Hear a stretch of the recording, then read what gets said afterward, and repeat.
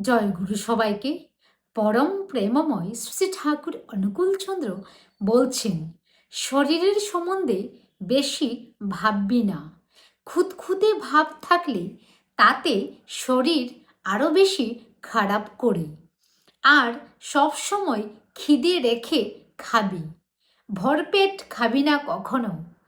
কোন জিনিসটা পেটে সয় নিজের মতো করে দেখে শুনে ঠিক করে নিতে হয়। কিছুতেই লোভের প্রশ্রয় দিবি না। যা সহ্য হয় না তা খাবি না। আর খাবার পর কয়েকটা গোলমরিচ নুন দিয়ে জল দিয়ে চিবিয়ে খাবি।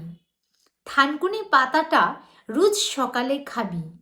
পেট ঠিক থাকলে অনেকটা ভালো থাকবি।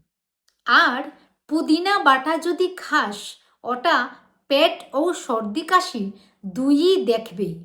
সদাচারে চলবি, যার তার হাতে খাবি না, দোকানে খাবি না, সেইভাবে চলবি। মনের উপর চোট পড়লে তার থেকে শরীর অনেক সময় খারাপ করে। সংসারে চলতে গেলে মনের উপর চোট আসেই।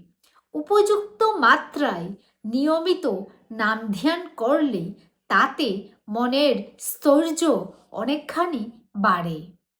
ওতে মানুষ আঘাত ব্যাঘাতে সহসা মুষড়ে পড়ে না, মন চাঙ্গা থাকে।